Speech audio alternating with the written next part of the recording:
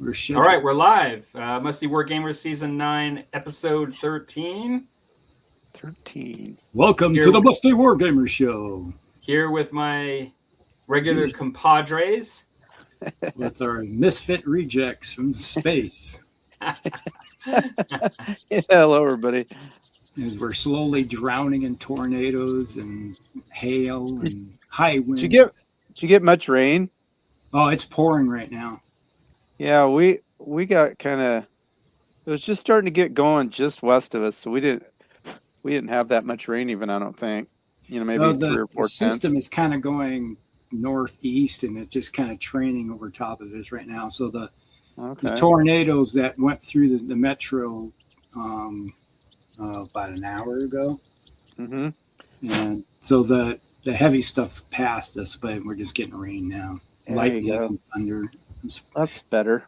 Just about a minute ago, the lights were flickering. I'm surprised we still got internet.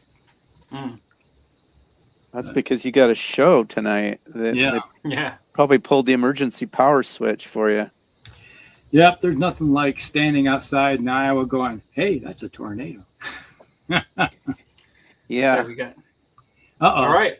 We got Wolfgang in the house. War Journal. That's right. Nobody mentioned it on the last show, but yeah, I did shave my mustache, actually. Actually, that's okay. Huh? You took the weedy whapper to it. Yeah, that's right. I actually went over some family recently too, and they didn't notice either. Yeah, it was only like 1 or 2 episodes. You didn't have it that long that I saw it. Oh, I had it since October, I think. Yeah. Is it that long? Wow. Yeah. I'll probably grow it back again in the future. Yeah, it's just nice and gray. Yeah. Exactly. Yeah, exactly. And we got Chris in the house as well. Walkabout Games. Howdy. Hey, Chris. Every time we got people join in the chat, we got to do the welcome. You got mail. Anyway, so shall we do our updates? Shall we do our normal around the room, what people are doing in hobbying, gaming, etc.? All right. Well, Farmer Dan. Well, for me, I know I got to post some pictures, but I just noticed that our little name tags are gone. Oh yeah. No, there I am. Like, I think it's just because once I do that, they go away. Oh, I never really paid attention. Yeah, cool. Yeah. I put a comment up. I didn't do any gaming. Well, that's a lie. No miniature gaming. The past few weeks, which I don't think I've really talked about it on our show, but I've been board gaming with my older brother. We usually get together through the winter once a week or every 2 weeks during the week on an evening. And this year, since I don't have as much livestock as I used to, we were able to continue into all through the month of March and the beginning of April. Normally, I don't have time, so that's been good. And I'll mention the game as one of my favorite games later in the talk. What we played, yes. But then I did, since I was just about ready to get busy in the field, I extra shiny. I think he's talking about maybe because the mustache is the mustache was a little bit of anti-glare for you. Exactly. You got to grow hair where you can, right? I'm not going to make any comments on that. Okay, keep going. All righty then. I'm just saying. I did finish my unit of knights. I do need to post. I need to get some decent pictures. I took just some at my hobby table, but I want to get some better pictures of the unit of. I was trying to make 24, but I really only had 22 models. So I got 22 Bretonnian Knights of the Realm on foot, and I made the movement tray, and it's done. Only thing I have to do is magnetize the miniatures bases. Nice. I make the trays so they're magnetized also, so that works. Really happy with how that turned out. I've worked on that for quite a while, making each one unique and a variety of manufacturers and a lot of kit bashing and stuff. So proud of that, and got some of my models out of my stash. All of them were models I had, so it was just kind of fun to to use some of those and get some of those old awesome. 5th edition foot knights that I've collected through the years. I think there's basically 5 foot knights from the 5th edition time frame. I got all those worked into the units. So that was cool. And then what I'm working on tonight is I'm making my own Bretonnian reliquary. A shrine or whatever people call it. It was introduced in 6th edition. I actually have the 6th edition kit, but it doesn't really. 6th edition, so you can't use that one. It kind of, but it's very cool. The only and I will build it sometime too. The problem is it doesn't fit the theme of my Arthurian night. It really, so I'm coming up with my own kit bash. I'm using a mule that I got free from Foundry Miniatures when I ordered the knights. So that's gonna pull. I've got some 25 millimeter plastic bases that I made into wooden wheels. I carved into them. Piece of coat hanger for an axle. And then years ago, I bought this 3D printed reliquary, but it's supposed to be held up underneath. Were supposed to be beams that guys had it on their shoulders. They were really spindly, and they really weren't in the right theme or the right scale for mine. But I liked this piece here, so I'm making it so it's going to be. I'll just mock it up quick here because that's where I'm at on my process. It's going to be, basically a cart pulled by the donkey. And I do have a 6th edition. These are one of the Grail monks, but he's one that looks very regular. He doesn't look very. And I'm going to have him up in front here, leading the horse and cart. That's awesome. Cool. Yeah. So I cut his tab off and I put a pin in his foot and he'll get glued right here and he fits in just perfect in the way his arm's up. It's supposed to have a shield in it, but it looks like he's holding the bridle of the pony. And I'll put some knight shields and swords kind of on it. And I want a bunch of flowers and stuff that'll fit my theme better. And then over here, I've got a bunch of knights from the old Citadel range. Actually, the free one I got from when I did when I bought the rule book for Baron's War. He was a bishop knight, and so he's going to be in the unit. And my theme's going to be more that they were. It's like a local Grail chapel, and then maybe it's the area's being attacked by whatever, and so they've loaded everything up, and they're trying to save the relics, and they're going to defend them. When your hand goes to the reliquary with the light there on screen, it does look very biblical. Oh yeah, it is. Like it almost looks as if it's just like it is. See? Unleash the holy reliquary. Already got the shine. Yes. Yeah. And then I've got some peasant miniatures that I'd gotten on sale that were actually Black Tree design, so they'll be in it, and I'll use those as the Grail pilgrims. It just matches more the Arthurian legend books that I've been reading, and I've got to have a couple banner pulls, and it's gonna So I'm pretty jazzed about making that. I have no idea if it's good in the game. Don't even care. It's gonna be fun to make. That's what I'm about. You're gonna have to make a Grail monk type little unit and put a big speaker under it where that's hidden. And it's chanting Gregorian chants. I actually thought about it. I made a playlist that's got I call it Bretonnian music, and it's a lot of cathedral groups and chants, and it's just it reminds me when I was in both Ireland and London when we'd go into the different cathedrals and they'd have that. Yeah. It just brings anyway. Yeah, good call, Rusty. I'll figure that out. So that's been me. Otherwise, I've been busy farming. So cool, good deal. Yep. How about you, Rusty? Well, I haven't got any games in, so there's that. Other than if you can consider computer gaming, PC gaming, but that's gaming. A little bit of Civ 7, that type of stuff. My wife is learning all kinds of new stuff, so she has to show me, and so I end up learning more stuff. Usually it's the other way around, but lately she's been so hot and heavy into that game. So it's like, She plays. Really? Oh yeah, my wife is huge into Civ. Cool. That's crazy. And she likes playing board games too.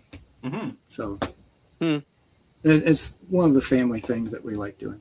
That's cool. Let's see. I've been working on, obviously, I think I don't know if I showed you these the last time. I had the two, got some work done on the. I remember you were doing that paint scheme on various mechs. Yeah, I got a couple king crabs here.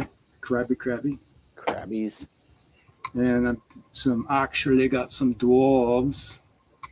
Working on. I got a cannon, great cannon, and I got the organ gun. Nice. My Bretonians don't do ranged weapons. We don't do that. So sorry. Well, that's just. I'm sorry, but dwarves do. And then I got a big bolt thrower. You know what bolt throwers do to the horses, right? They don't. They bounce right off. That's what they do. They skewer ranks of them.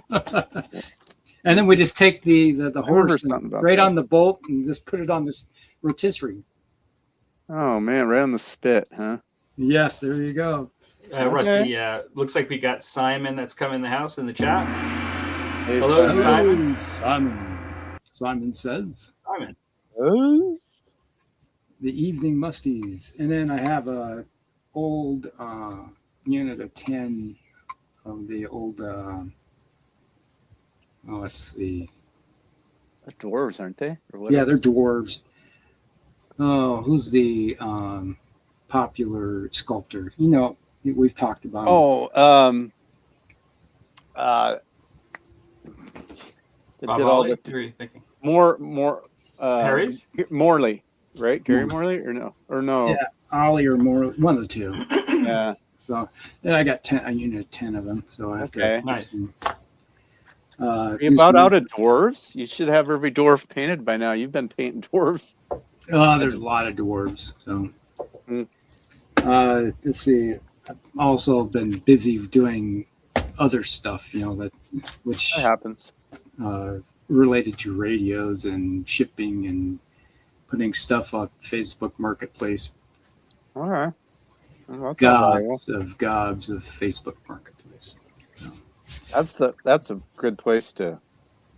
It's a great place to have a yard sale. Have you been dreaming about getting posts that say, "Is this available still?" Yeah, is this available still? I will not respond to "Is this available?" Oh, you just heard the ding a few minutes ago, right? That was I forgot to turn my phone on. That was someone asking, "Is this available?" That's right. That's right. So it's nonstop. But hey, I like money, so that's good. Comes in handy. Yeah, it comes in handy. It pays the bills, and you can buy more cool stuff like miniatures. Yeah, like more dwarves. Yes, more dwarves. The drink of the night is Glenmorangie. All right, cool. I don't remember that one for a bit. I'm not sure. Has it been a while? Yeah, it's been a while. I think it was early last fall. Last time I had it. Okay. It's got a kind of an orange scent to it. It's getting musty then. Oh yeah. Let it breathe, Rusty. I thought that I was hear literally... it fizzing. There's no fizzing with this. I thought that was Rusty actually pouring it on. Hey, Rusty, you gonna grab a quick drink of it? I will. Okay.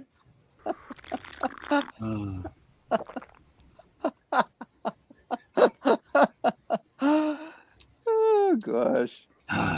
Glenmorangie. Can't take you guys anywhere. Bottled in 1776 on the shore of Michigan. That's the battle tech there. I'll have to catch up on that one because I still have to do mine after Rusty. Intro there. First battle tech of the night. I was somebody put a fan made trailer for the Highlander movie coming. With neat. Henry Cavill in it. Yeah. And so they did their own fan fiction version of it. It was kind of interesting. So I was like thinking, Glenmorangie. Okay. Yeah, well, that was Got your you in the inspiration. mood. I'm looking forward to that movie coming out. That'll be cool. Yeah.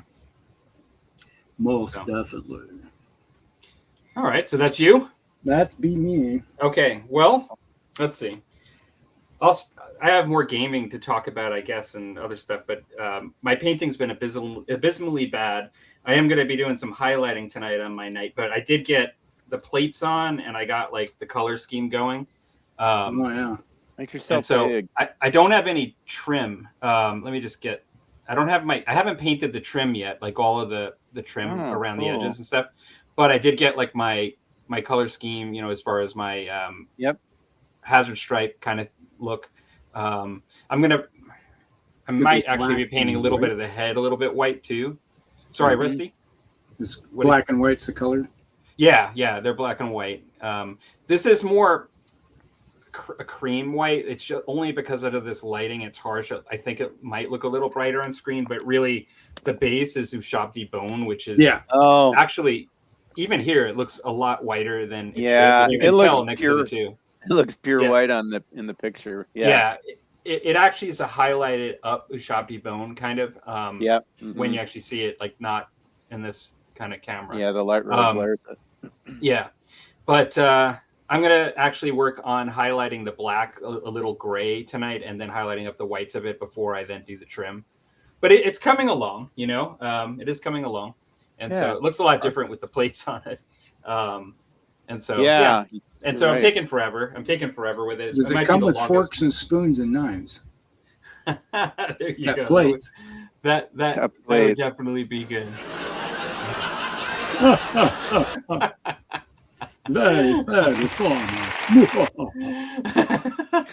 And so, let's see here. And so, I guess for other stuff, I did play a game of Test of Honor last weekend and a game of Rumble Slam.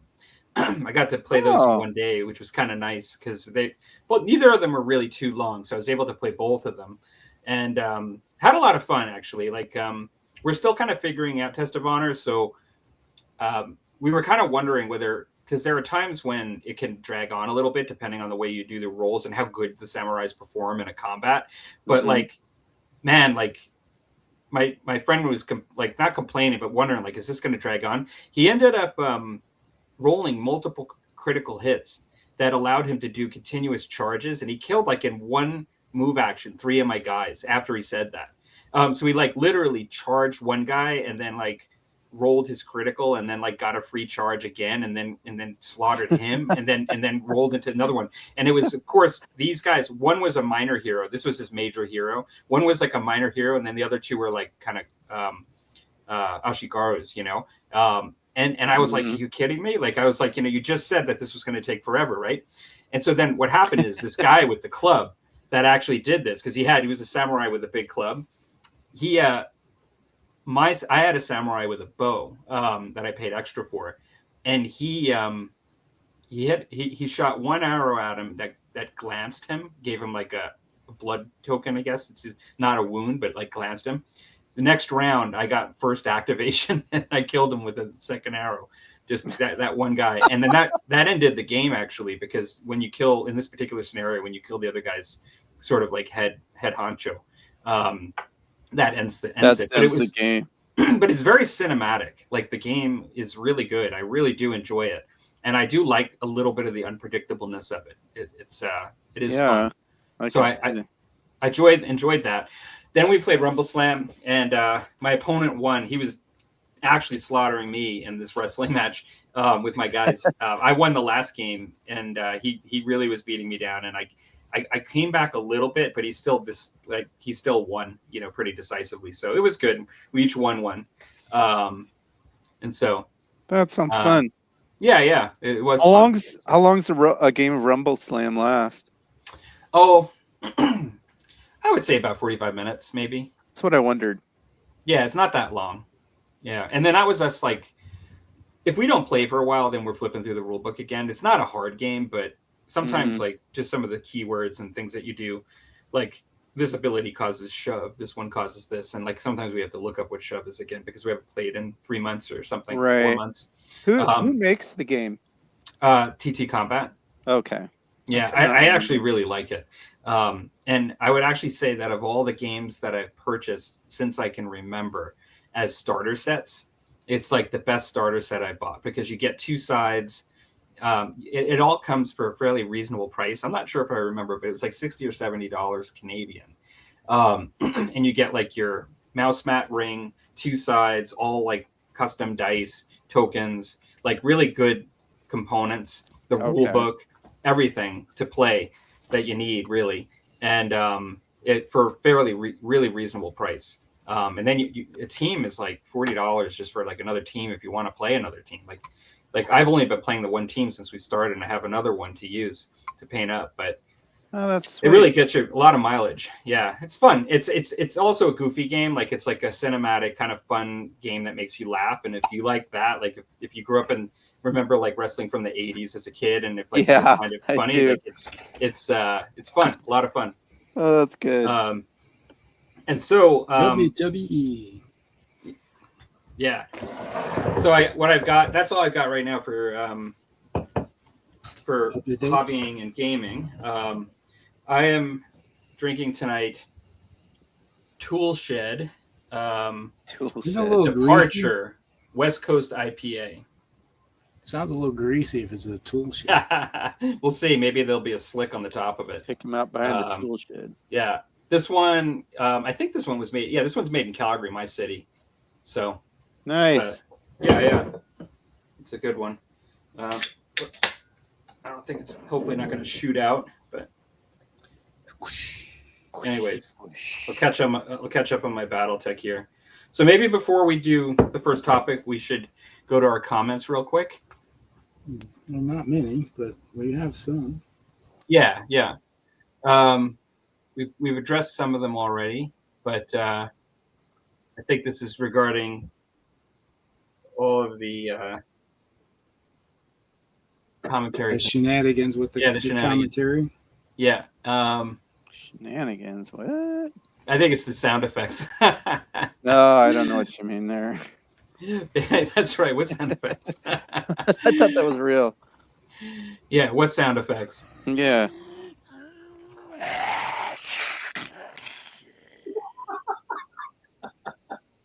Okay. What's that? So, facing Spanish Civil War infantry.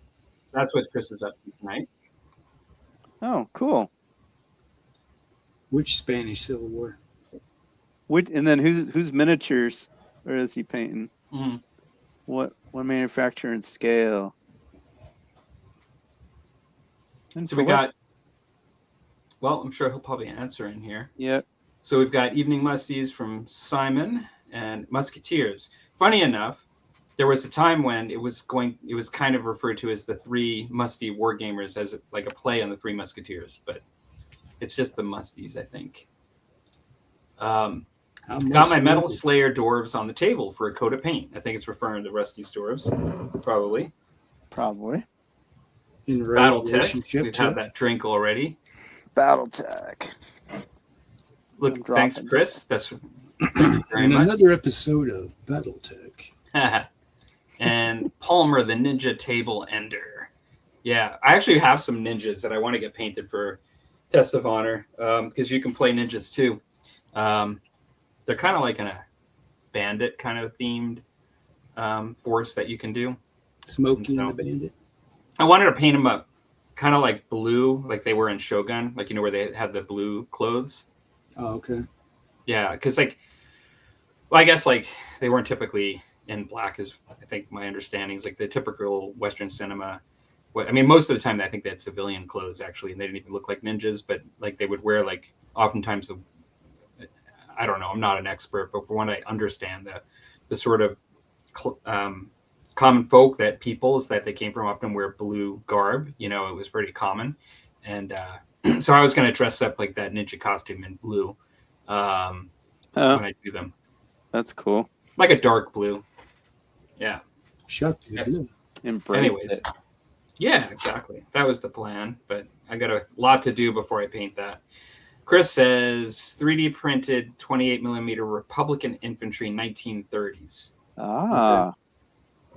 Those guys. Those ones. Cool. Cool. Yeah. All right. Well, The next topic is a topic that, or a first topic, I should say, is continuing from last week, and it was Rusty's suggestion. That is. Did you want to introduce the topic, Rusty? I can do that. All right. The topic is if time, money, or no constraints and space. Obviously, you have plenty of money. It wouldn't be that hard to do. What battlefield or scenario would you build if money was no object? What would you do? What battlefield? It doesn't have to be a historical. It can be anything that you find interesting. All right. Well, Dan, do you want to take a crack at that one first, or do you want someone else to go first?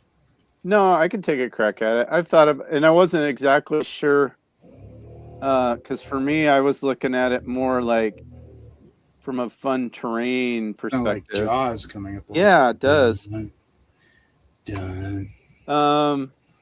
There's a couple. I came up with a couple, which some of them I potentially would still do. Some of them I wouldn't, probably not, unless literally time, money, space was not a thing. But I think it'd be cool. One would be to do a 15 millimeter Gettysburg table. Yeah.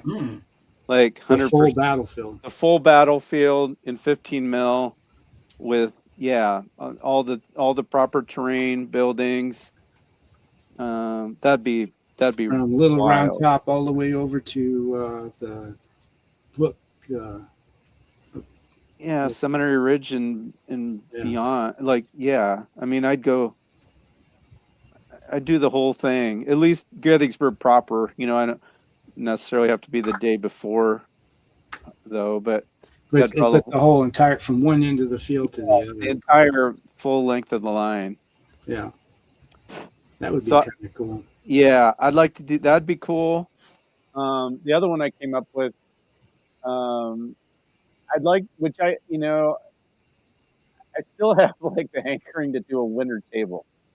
And with Yetis. What? With Yetis. No. Well, you could throw a Yeti in there. No, I was literally thinking, obviously Bastogne.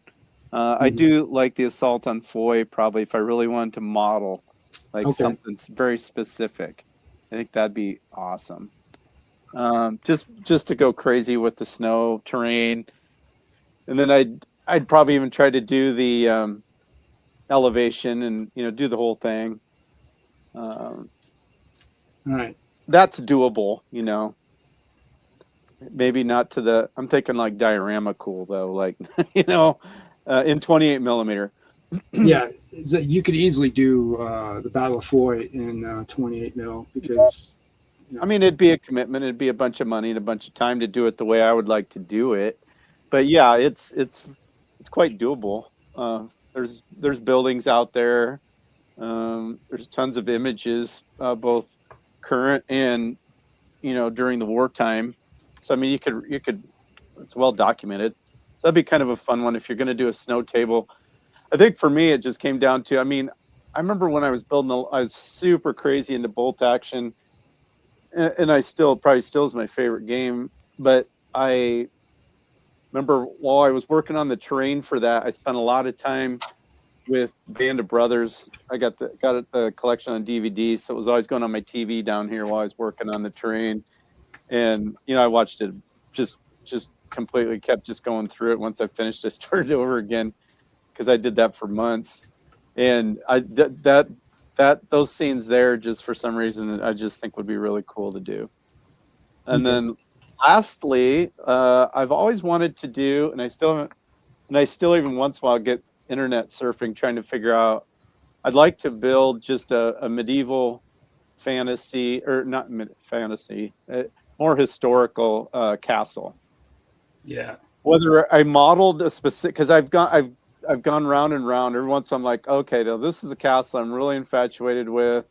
whether it's some of them are in Ireland, some of them are in the UK, a couple of them are in France, but I'm like, I want to model it like, because I've watched a couple of videos where people did this, where they basically modeled it to scale using, aerial maps or diagrams of when they were restoring it or whatever, and made it like almost exactly right, and then have it so it'd be massive to start with, because I do it in 28 mil, and then and be able to do one of the historic sieges that was at that castle.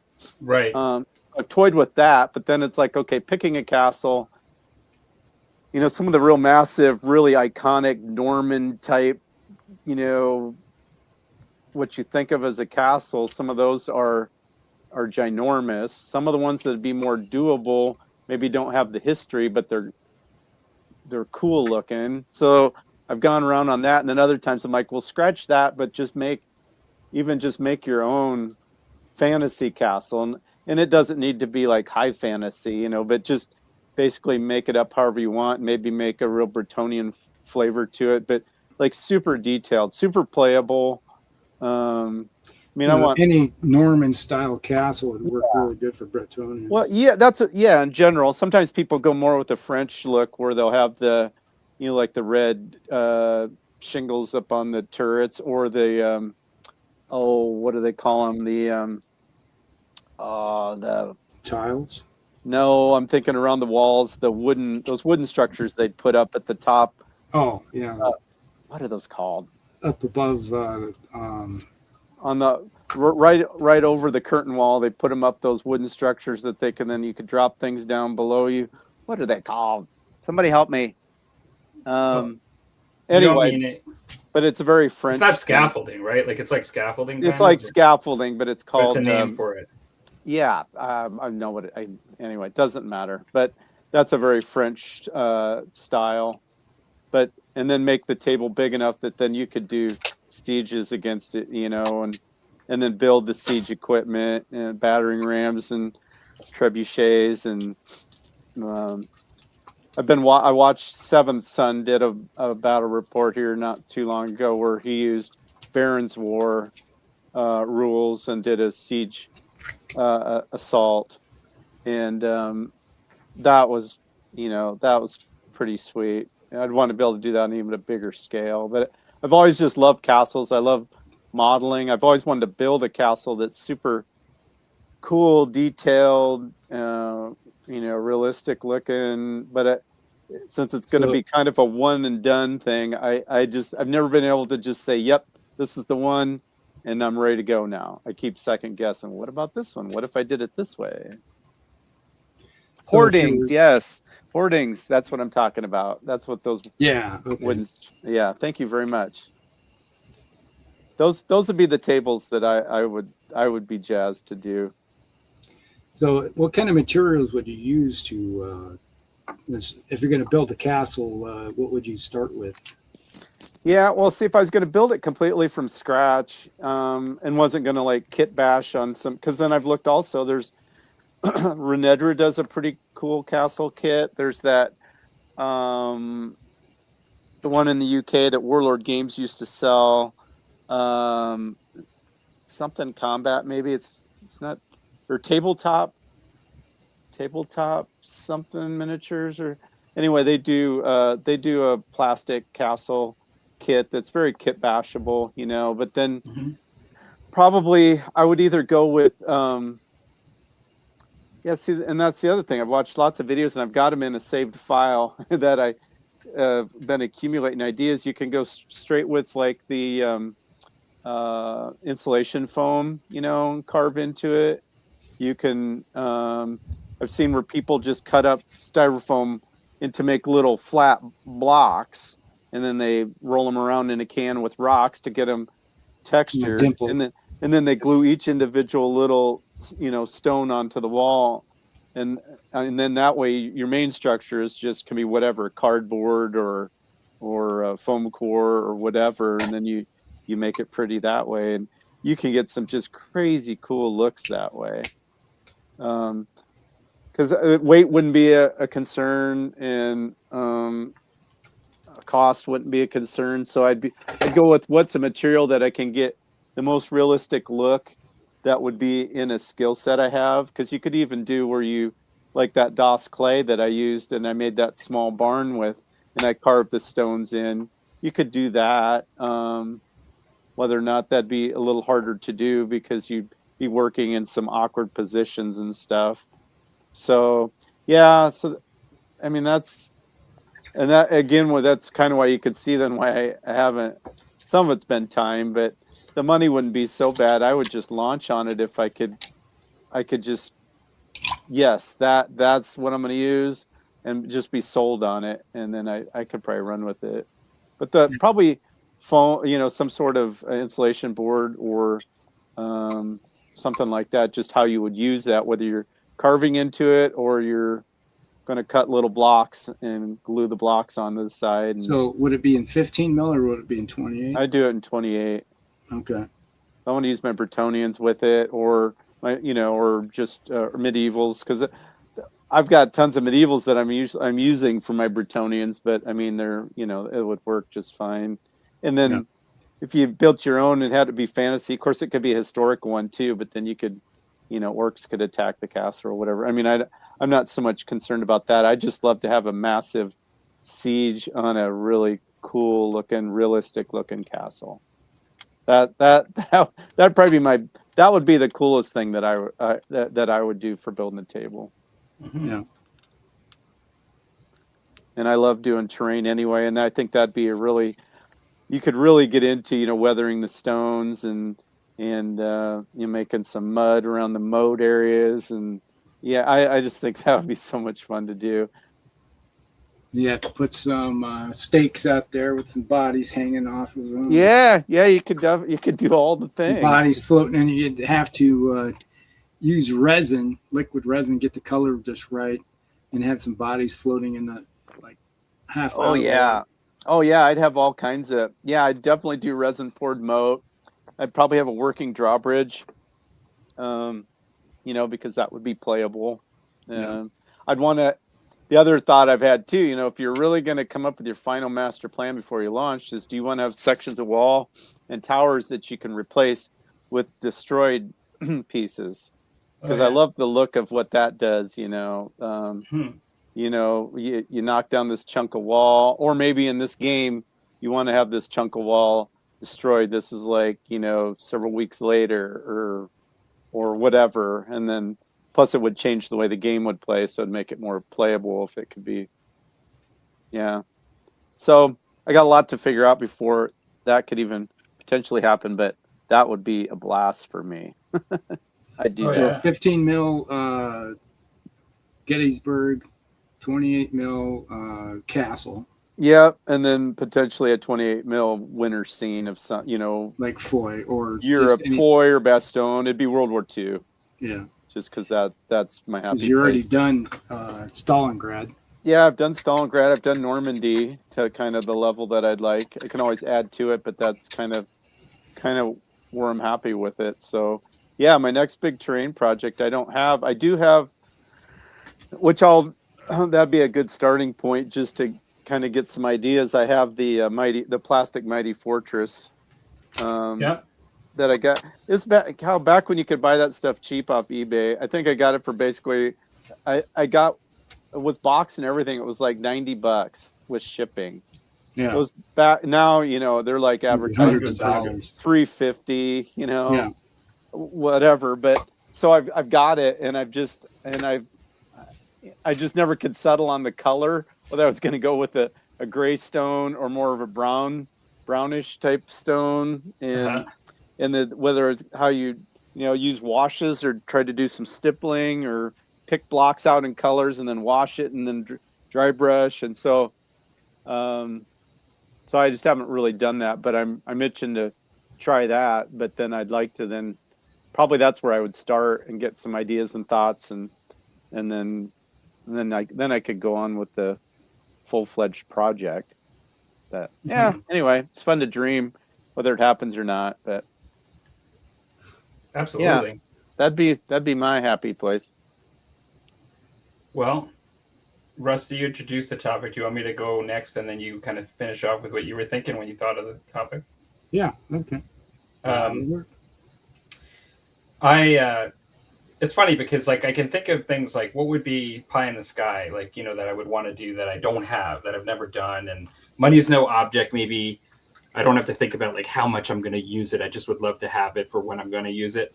And one of the things that came to my mind, and a lot of times for me, I just get inspired by artwork, like for gaming and scenes and just things that inspired me over time, like what I think would be really cool.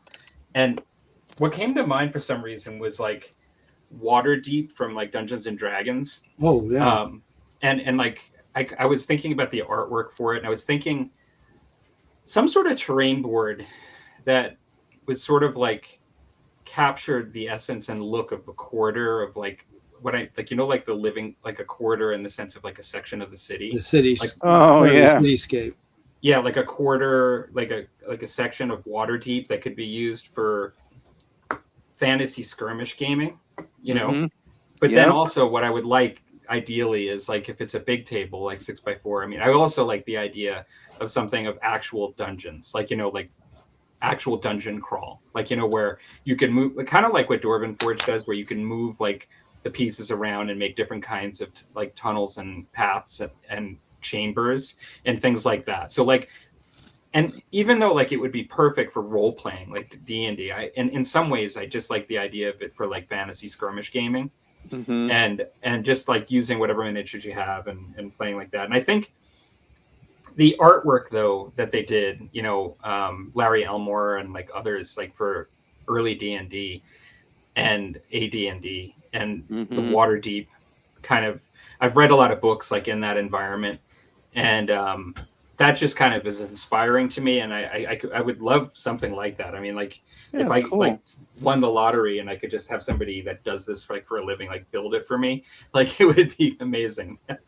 Yeah. I don't see myself, because I don't think the topic is that you have to build it yourself. I think it's if like money or have it. Money's no object. If you got the money, you could have somebody help build it for you. Yeah, exactly. And I think that would be really cool.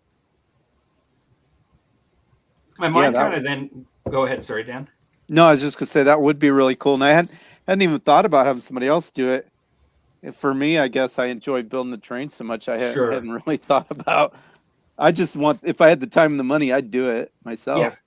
Yeah, absolutely. Good point. I hadn't thought of that. Well, and something like that, like I don't even know. I mean, I've done like I don't know. I just, to envision what I'm thinking, it almost seems like professional. Like pay a professional to throw it together. Like if I could do it with all 3D printed buildings, which I probably could, I feel confident I could paint it very nice. But as far as scratch building all of it, I don't know. I don't know that it would, even if I had all the money for it, for the materials, I don't know that I would ever get it done. You know what I mean? Like, I just don't think I would. Yeah. So it's one thing to 3D printers. Yeah. So that was something like pie in the sky. Like, wow, like that would be just like an amazing thing. Like, imagine a little room in my house, like with that in it, it would just be so cool. But then if I was to think of alternatives, what comes to mind are things that I already am inspired by, that I've done partially, but I would just like to expand further, maybe even do better. One of them comes to mind is just French Indian War for the setting. So I would love like, like forts and like little towns, from that time period. Mm-hmm. And that could be fields could go up against, and just improving on like what I already have and have done.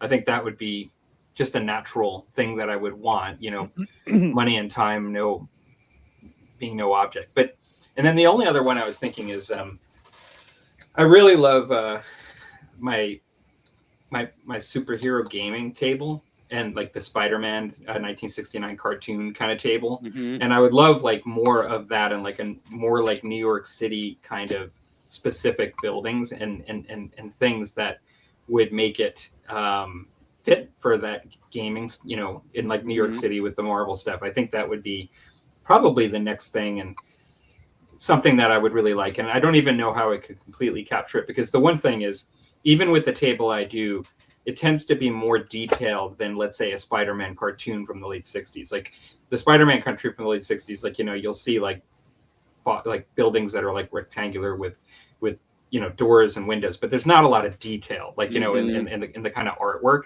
It's very simple. And so, like, to even do what I've done already, it's slightly more detailed, but I've taken the same color palettes where you use pastels and different shades to show the shadows. And that is one of the most fun things that I did, like, you know, as far as what I created and used. And I'd love to do more of that, which I still could, you know. But that would be something maybe do more of.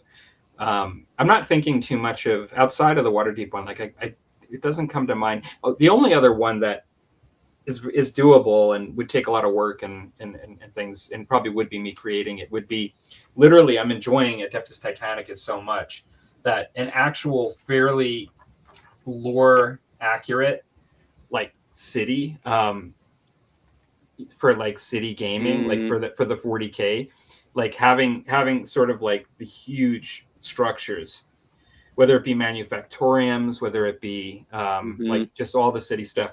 And I've seen some amazing 3D prints that can be done for that. Actual scale. Or they literally have wall sections from like the barrack case of the city that are on an angle, and like literally like you have like where your mechs are like tiny, even compared to some of the wall sections. It's just like pretty epic, literally epic stuff. And I would love that too. I've actually talked to you guys here, but I've also talked to Chris over at Walkabout Games about that stuff too, like the 3D printing, the 3D printed stuff for that. I could see that, you know. Yeah, it's funny.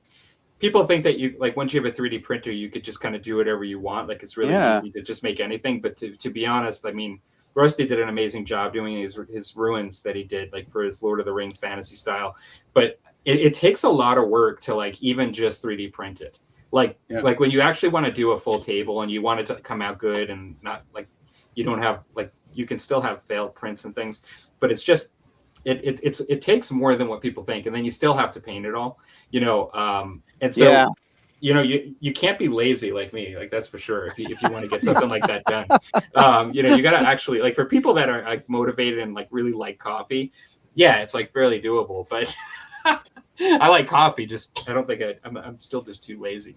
So. I don't know if lazy is the word, but motivating. Well, it's a commitment, you know. You have to really be driven to focus on that. That it's a big project. And also, like we talked about, if you're distracted by lots of games, that's just a killer right there. Yeah. Well, you know? Squirrel. And don't necessarily. I mean, you say that like that's a bad thing, you know. No, distracted by. Yeah, I mean, you know, it's a bad thing if you want to get that project done. Well, yeah. But at the end of the day, though, this isn't a playing job. Lots of games is fun.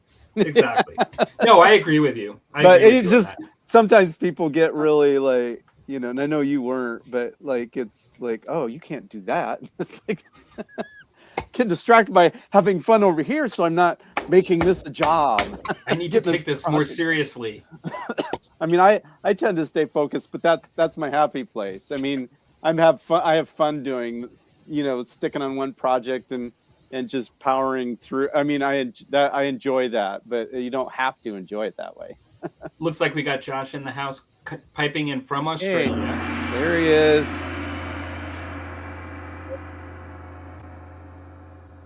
Yeah, he's in Australia. Still? Yes, I knew. I did see. I knew he was for a couple weeks. He said, "Yeah, or something." That's awesome. Thanks for tuning in, buddy. Yeah, absolutely.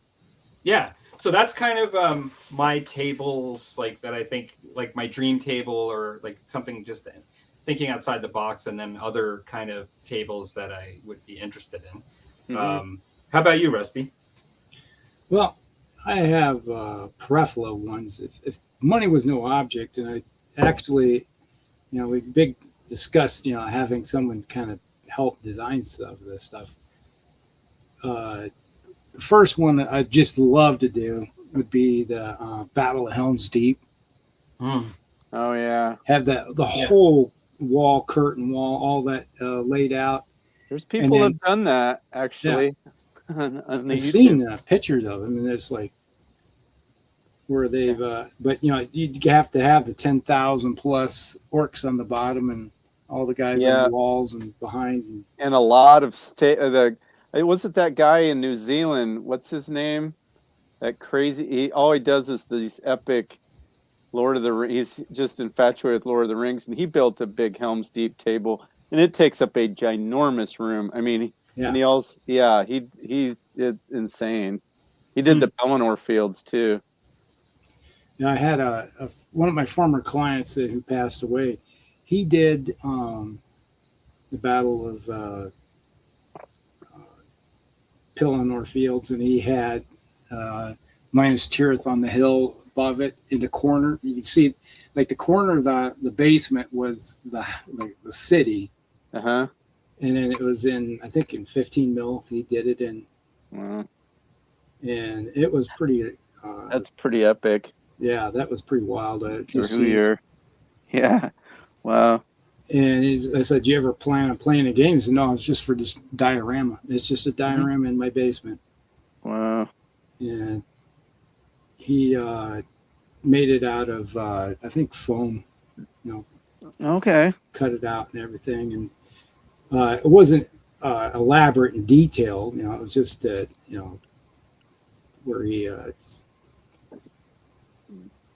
put it together, cut it out, made the walls and stuff. It's like you were talking about putting details into the walls, and so you see, right. I think he just cut the sections out so you can see kind of sectional stuff. Yeah, well, that's one thing 15 mil would help you do. You can you capture the essence of it, and your mind does the rest. You just need So that would be the first one I'd love to do is Battle of Helm's Deep, and then obviously you got to have Gimli and Legolas up there on the wall someplace. Well, obviously, yeah, having a little conflict. Like 42. He's still twitching because my axe is embedded in his nervous system. Yeah, that'd be the one I would do. Obviously, if I had the money, if you had access to a large battery of 3D printers, you just crank out tons of pieces and then glue them together, sections and stuff like that. That'd be the way to go. And the hard part would be to paint all of the figures that would go with that. Like, you'd have to hire a battery of painters to do it, get it all set up. Or one Rusty. This year, I finished it, and I'm 99 years old. Hey, you'd knock it out. You'd be the guy I'd go to if I needed a bunch done fast to a high level. Yeah. So that'd be the first one I would love to do. The second one would be the Battle of Pelennor Fields. I just brought it up. Yeah. So it's like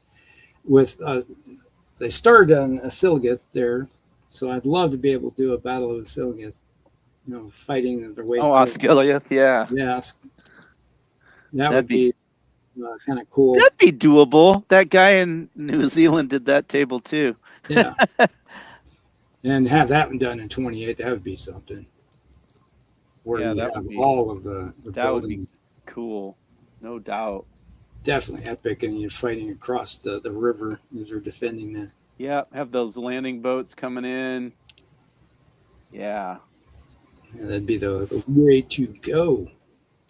So I figured it'd be the same thing, a battery of 3D printers just cranking out the terrain. I have plenty of companies that make great files for the rubble type terrain, the ruins. Yep.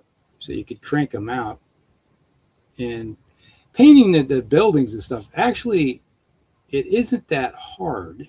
Yeah, just rubble buildings mostly. Yeah. Well, that guy in New Zealand, he used GW sent him just boxes and boxes of those sprues. Oh, yeah. And so, I mean, if money was no object, you could do that. And they're made for that.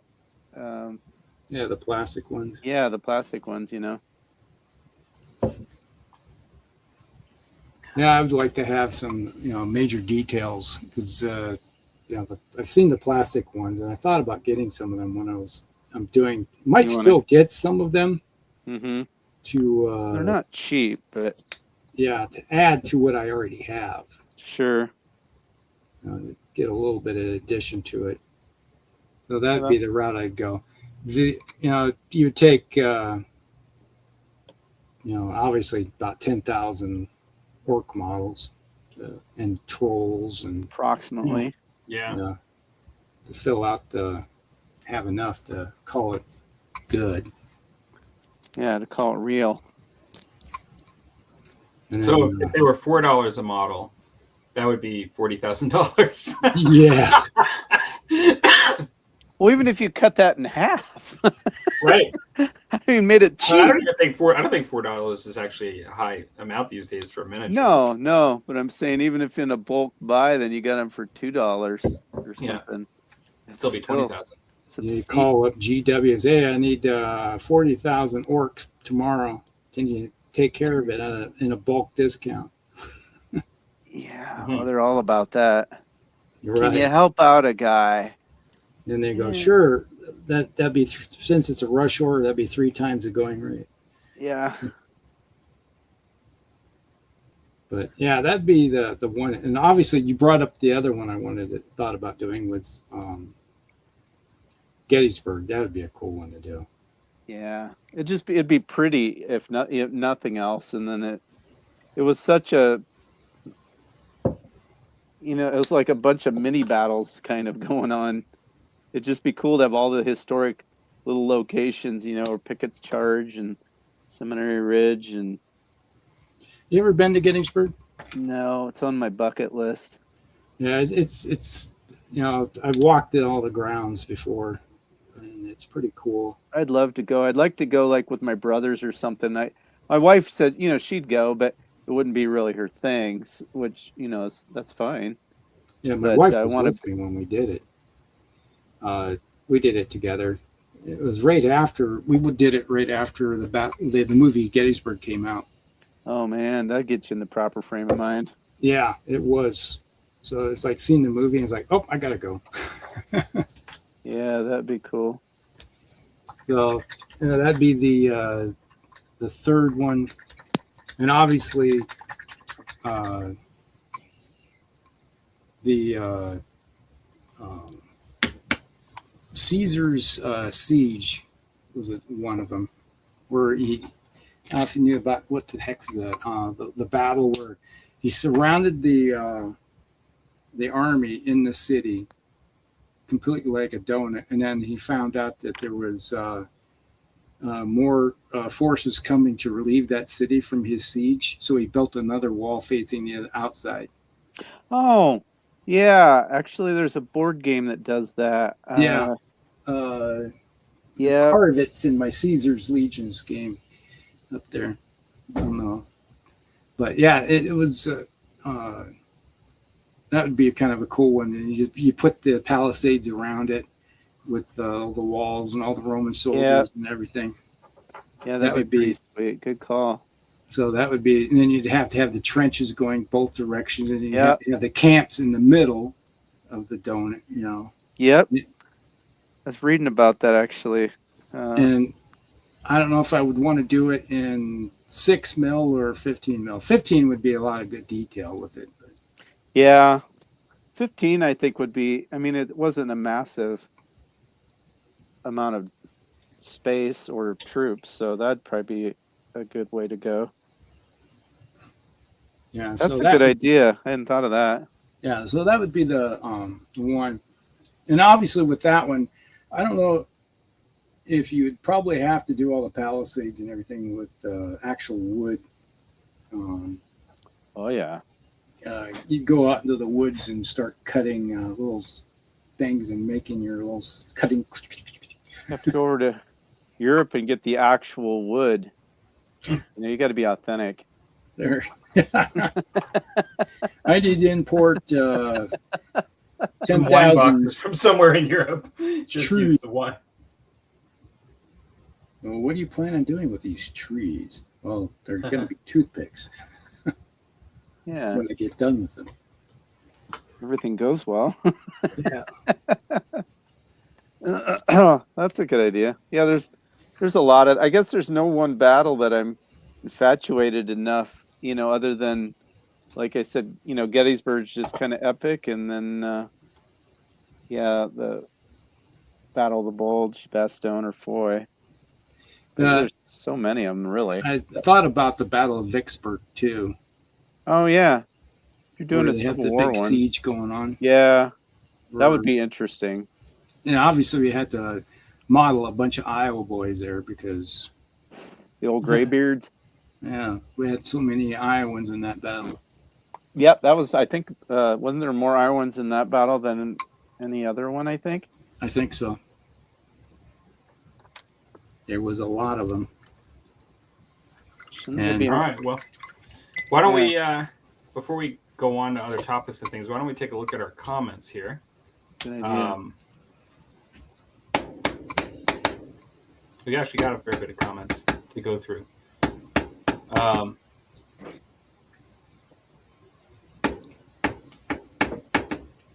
So we got. I finished. Chris says I finished nationalist African troops last month. Oh, he's been busy. Yeah, and he says, I didn't know there was. Was that for the Spanish Civil War? It might be because that's what we were talking about at that time. That's my guess. I didn't realize there was African troops in the Spanish Civil War. My knowledge on that is not good. Normandy 1944 was his comment, probably at the table that he would like to do. He says Juno Beach area. Okay. Yeah, that'd be pretty cool. Simon says, would love to get an entire dense city of 3D Battletech terrain, not just a few buildings, full city, industrial park area, spaceport, HPG, residential malls, etc. Hyperpulse generator.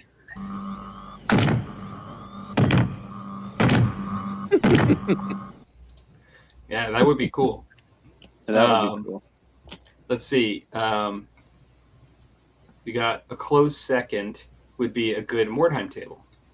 Yeah, that would be a lot of fun. I actually have a table that I have a lot of terrain, like big pieces. I should show it sometime on the channel, but it would take up the whole screen. Like did I ever show you guys my Mordheim stuff that I purchased from somebody? Oh yeah, the guy made it all from scratch. Yes, like really good terrain. Yeah, you did show that one time.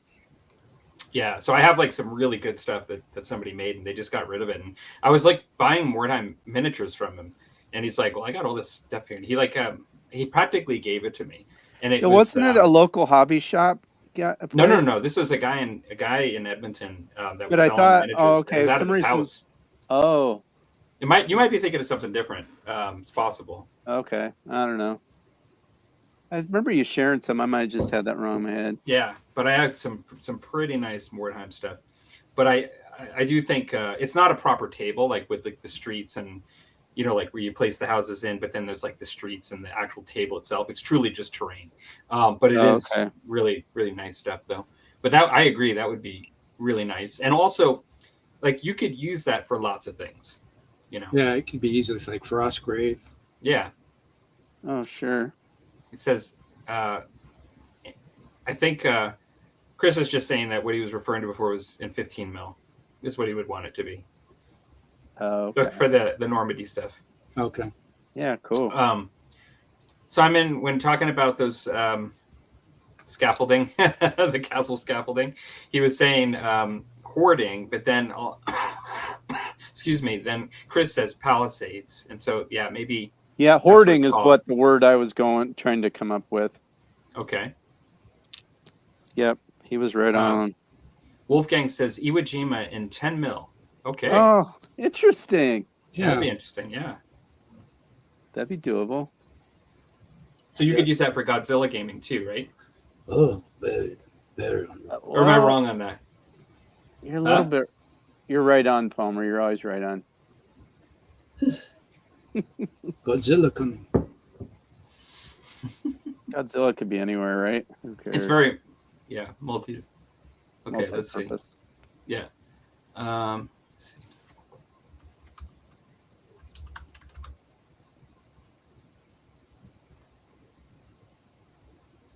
Okay, so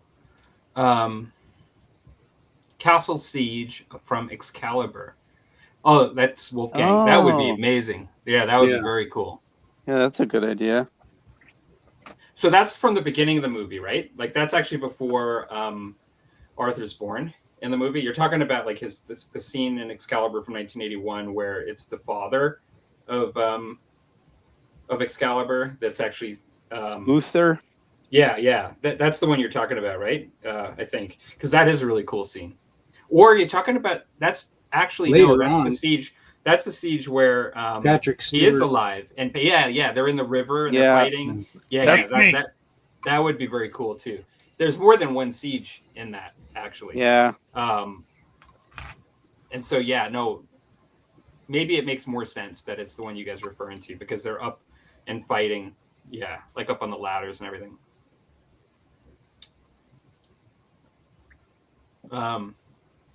Kids hinder ample progress. Yes, that is true. Yeah, they do get in the way sometimes. No two ways around that. And other hobbies too, right? Like a lot of us do other things. Like everybody in like the Musty Wargamers, at least like the hosts here, the three of us all do other hobbies. Yep. And that actually really does cut into it. Like nobody wants to hear on a miniature show somebody likes another hobby more than that's why I don't talk about my other hobbies so much. Yeah. It's like, well, I really like the miniature guys, but it's like not my number one. And everybody be like, well, why do you do this show? It's kind of funny. It's just right up there for me, but I have other hobbies right up there too. Yeah. This is one of my favorites though, but yeah, for sure. Excuse me. All right, so that's where Josh has come in. It's like it's musty time. And Chris says, I print less now. I got swamped in prints. And I think that's true. You that can overprint. Absolutely. The worst thing is you get an idea about a project you want to do and you start printing a whole bunch of it and then you get sidetracked and you never get back to it. You got this ton of stuff you printed. Thing I think would be hard is there's constantly some Kickstarter or whatever or on Facebook you see somebody's got some more STLs you can buy and they're amazing. Whether it's miniatures or terrain or vehicles it's like, holy cow, that's great stuff. I'm glad I don't have a printer. I'd be like buying that stuff and I'd never get it done. Well, just like I just supported that one Kickstarter that had the Blood and Plunder terrain for that. Yep. And it would work really good for bolt action for Italy. Mm-hmm. Or, for that, or even parts of Greece for that matter. But yeah. So I'm running into a bit of a trouble here. I'm not sure what this referred to or even what it means. So Simon talks about Zorpa, and then Zorp is a madman. Oh, that's the channel that does the Lord of the Rings table. Oh, tables okay. I was talking about. Yeah, okay. Zorp, and then Zoroastrianism. Zoroastrian. Then Zorp, damn phone. Okay, there's something about Lord of the Rings. Yeah, Zorp is Zorp. I'm not familiar with him. It's a great channel, and he's high energy, very epic, and very into Lord of the Rings. Cool. Well, Rusty, check it out. Those tables, he does some cool stuff. So Josh says, Paul, I'll be happy to hear that I have a day of Test of Honor games to play with some good friends here down there. Awesome. I actually just played last weekend, and I had a really good game. I was chatting about it earlier when we were doing our updates. That's great. I'm loving the game. It's a lot of fun. I like the unpredictableness of it, too. It's creates a lot of fun moments. Simon says, good. Oscalith could double for Frostgrave and Mordheim. Yeah, that's a fact. And it could also be used for Northern Europe. That could be used. Yeah, there's a lot of game systems. It could be used for skirmished, or Yeah. It's got a lot of overlap. Yeah. Chris says, I've been working on Gettysburg since Epic ACW came out. Oh, cool. Day one, almost all painted. Moroccan troops, Spanish colonial troops from the Rif. The German Condor Legion flew all the African troops into Spain in 1936. So that's your answer regarding Spanish in there. Warmut's, I just noticed that Warmut has joined us. Thanks for joining in the chat. Yeah. Welcome.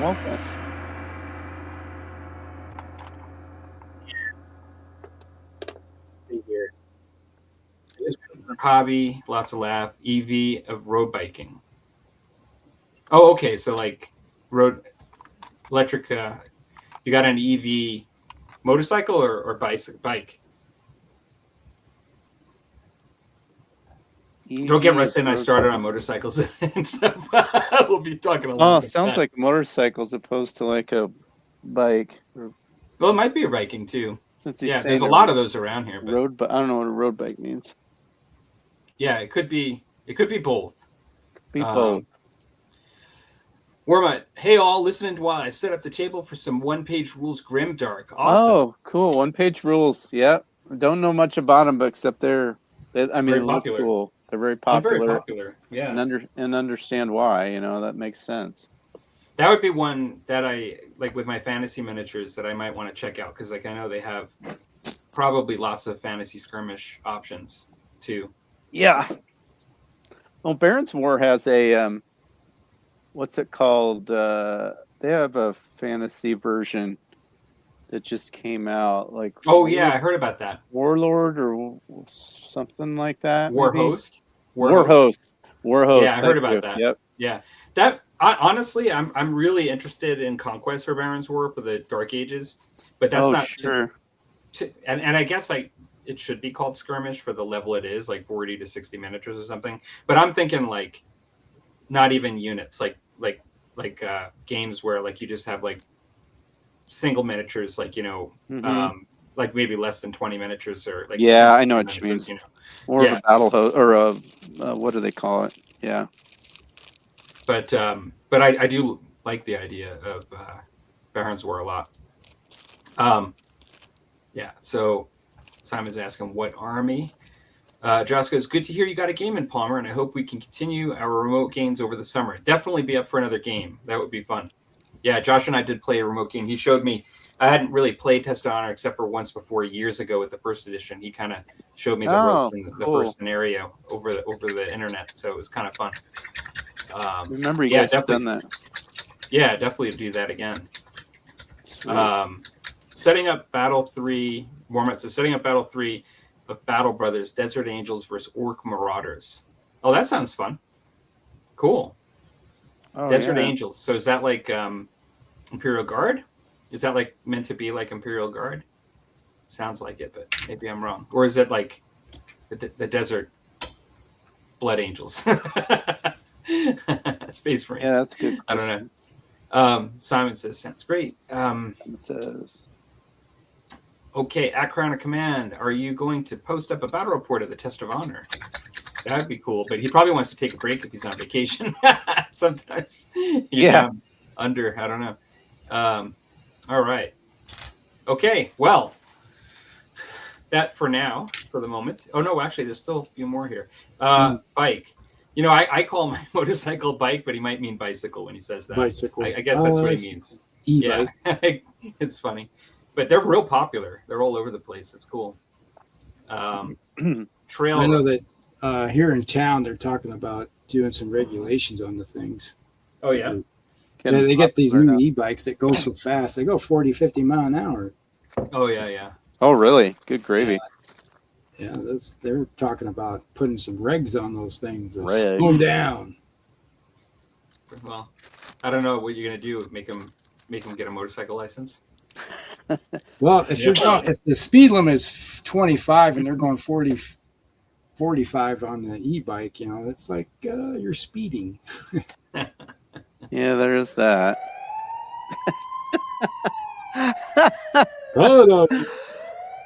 Pull it over, buddy. I don't have a license. Well, let's see here. Dark Angels. Okay, so actually, I got it wrong, but it is Space Marines, not Blood Angels. Dark Angels. For the Lion, yes. The Lion. All right. Okay, on to the next topic. So, I'll introduce this one. I'll kind of go last on this one since I introduced it. It's this one is just a simple one. Board games. What are your 3 favorites and why? Now, we're not really a board gaming primarily channel. We do talk about it at times, and some board games have miniatures. It could be any board game, though, I think, and doesn't have to be anything related to miniature board gaming. It's just sort of there's a lot of crossover between miniature gamers and board gaming. I know a lot of people for sure like both to some degree or another.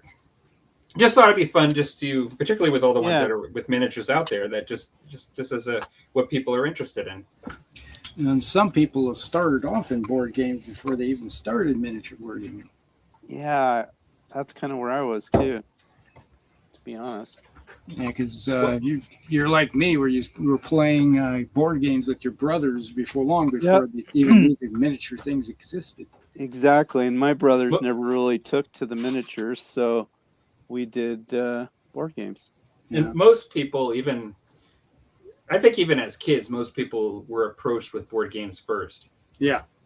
Even it was like Chutes and Ladders and Monopoly and Hey, wait! Don't mention what's on my list here. Already used up. Sorry, Clue. You're done. Okay. Anyways, right. Exactly. I can't talk about Monopoly now. Damn. You can if you want to be redundant. Yep.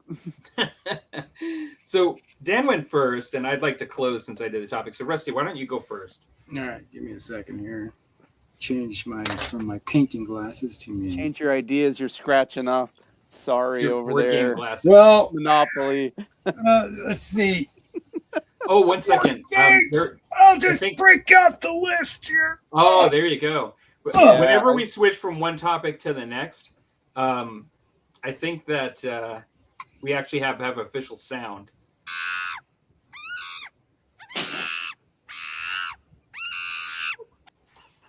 Okay. What you trying to say, Palmer? Sounds like a monkey that's getting strangled. All right. Shock the monkey.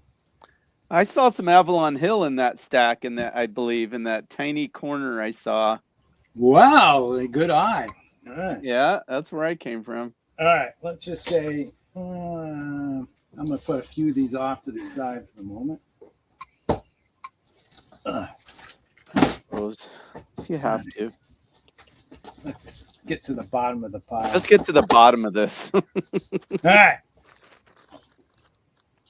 Make Rusty big so I can see what he's got. There you go. Okay. So 3, right, Rusty? Top 3? Oh, that's your number 1? No. 3 all equal. Is this number 3 or they're all equal? Or is this going to be? This is number 5. Wait, Rusty, is this going to be like all your collection you're going through? I hope so. That works. Let's just say I had hundreds of board games at one time before I sold most of them off. Yeah. I just kept the ones I liked. You sell them off? That's crazy talk. It happens. Okay. My friend Scott and I, the other Smitty that he'd be on there every once in a while. Yeah. We used to play War and Peace all the time. If you like Napoleonics and you like playing a campaign setting, War and Peace was very good. It's an Avalon Hill game from way back. I think this came out in 70 something. I have to take a quick gander. What year did it come out? You said 77? I'll tell you in a second here. I can find the copyright around here somewhere. Usually it's in the back. It's a secret. Time to break out the steampunker. Oh, I don't have the steampunker. Whoa.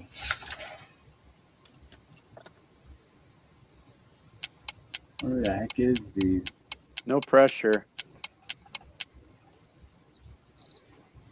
Do it make me have to go slower? Now he's just getting flustered. Well, I don't see it there. It's there somewhere, but oh God, I think this was. Wow, where is the bloody? The quality of the sound effects is really clear. I swear it's in my room. It's like I'm looking for a cricket. How can a company not put the copyright in here somewhere? Probably because it's the 15th printing or something, Rusty. Well, this is from way back. I got this in probably 80. Way back machine. Yeah.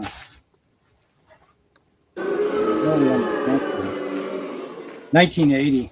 1980. Yeah, there we go. Good old days. Yeah, the good old days. Yeah, my friend and I used to spend hours just sit there and just play this game, War and Peace together. And I've never played that one. you ever played Third Reich? No. That's another one. I don't have a I'm copy. familiar with it. I mean, I know what it is and everything, but I've never played. It's another Avalon Hill game. Yep. If I had a copy of it, I'd show that one too. But my last copy I left it at my brother's house, and when his house burned down, and, Well, I can't believe he didn't run back in and save it, but that's fine. Some brother he was. Yeah, it is what it is. It is what it is. So yeah, if you like Napoleonics, it'd be a game that it's a counter where each unit has strength. 1 strength, 2 strength, 3 strength kind of thing, and you'd units, different nations or small little municipalities. It would have 4 strengths, and you'd levy troops, and you'd build, and you'd do campaigns against other nations and fight. Yeah, I knew it was. Yeah, it's large. Yeah, large scale campaign type. Yeah, and it'd go that route. Cool. So that was a fun one. Number 2 is Guns of August. That's a I've classic. heard of that World one. War I. Yeah. This one's kind of beat up a bit, but it's still good. I have all the little counters and everything. Is that your original copy? Yes. And I played. Oh gosh, I think I was playing this one back in '79 or '80, somewhere in there too. It's been around for a while. So you're basically playing World War I from the very beginning, 1914. I even played during COVID. I posted a bunch of games of it. Yeah, I remember that. Yeah, I remember that. Yeah, it's like if we can't go visit anybody, and you're not supposed to go out into the world, and it's like I'm gonna play some games with my family. I totally remember you doing that. That's right. So yeah, this was a fun one. We used to just spend hours playing this. If we weren't playing my brothers and I, if we weren't playing Third Reich, we were playing Guns of August or Panzer. Mm-hmm. So, and that would have been one of the other games. Now, if you want the modern version, the updated version, Empires and Alliances from Compass Games, is the same game but with improvements. Okay. So I like this game a lot. If I could have somebody that would play against it a lot, I'd probably play it on a regular basis. Yeah, that's cool. Now, I mentioned this one just a second ago. Here's Panzer. Yep, that one I have played. Yes. Okay. This is the GMT version of it. Yep. I've played the Avalon Hill version, Panzer Leader and Panzer Blitz. Panzer Blitz too. This one is this Panzer version is based off the Yankito game system. Which I have the old, you can see them right there. Right there. Yep, I see them. I have 2 copies of that, the old one, because why not, right? Because why not? Because you can. I really like this system is because the each vehicle has its own armor values and your angles of attack that you're attacking from. So you could have oblique. So it increases or decreases your armor values on depending on the angle you're hitting. It's a really cool system. And it's kind of like an expansion. If you play Panzer Leader, Panzer Blitz from Avalon Hill, those are really good fun games too. Played a lot of those games too. But this Panzer system they actually have a miniature version of it too. I did not know that. Yeah, they actually have miniature rules for it. Freaking cool. Why not? Yeah. Now, as a family, this is a family show. Absolutely. And daughter and my son, we played this one. Oh, nice. Yeah, I've played that. Seven Wonders. Several times. That's a good game. Yeah. And have you played all the expansions with this? I think my siblings own it, and when we get together, they have probably all or a bunch of the expansions. Yeah, because we have all the expansions with the game system. Yeah, that's a fun game. And I've even got to the point where I 3D printed inserts for the boxes. Yeah, and why not? Yeah. So I 3D printed so we can sort everything out and have it all organized. And whenever my daughter's in town, it's like for over Easter, we played a couple games of it. And since if there's only 3 of us, we'll play 2 players or 6-player system. 7 altogether. I think the max you can have in it. But we even played with you're this nation and this nation, so you're playing 2 different. It gets a little confusing at times, but we have a system where it's like, all right, pass to this person, this one, to this one, this one. Yeah, get your system. Yeah, so we have a lot of fun with it. We've been playing it for years. Yeah, cool. Yeah, that's cool. Old family games. And obviously, since I talk about it all the time. Wait. Does it start with a C? A what? A C. A C? BattleTech is not a board game. Oh, is that what you're going to say next? Is it going to be a B? Okay, all right. Let's see. Let's see. Oh, there you go. It's a board game. I know. Yeah. I just knew that's where you were going. I play it as a miniature game, but yes, actually, if you look at the rules, the way it's written, it's a board game. Yeah, you're right. I know, and it's basically played on a board, really. Yeah, it's played on a hex system, which makes it a board game. Right. So if you're playing with it with hexes, it's a board game. Yeah. If you get rid of the hexes and open up with playing terrain and everything like that with 3D terrain, then it's a miniature game, which I play as a miniature game. But I'd say vast majority people play it as a board game. Yeah. And they like to call it a miniature game, but no, it's really a board game. Because it has miniatures. Yeah, they use miniatures in the board game, which is common. It's like, how many board games do you see that have miniatures in it? So, true. Right. So. More than now than ever, probably. Probably, yeah. One thing I was just going to say, I don't know if you're finished, Rusty. Yeah, that's good. Cool. That was actually good. That was a good top 3. Top 3 plus. Yes. It was good. But if people in comments actually are into board games, what are the ones that you like? What would be your top 3 be? While Dan's kind of doing his, I thought maybe they could type in like which ones they like. Anyways, we could look at those. Yeah. So Dan, how about you? Yeah, well, unfortunately, I didn't have enough time. I didn't dig out any visual aids. I might grab one just to and I should have. They're kind of in the other room, some totes. But for me, the top 3, and I'll do one honorable mention. My top 4-ish. I think for me, and not in any particular order, but Cry Havoc is a 1981-82 standard games. It's not. If you do a search for Cry Havoc, there's some science fiction that's a Cry Havoc. I don't know what that is, spelled the same way.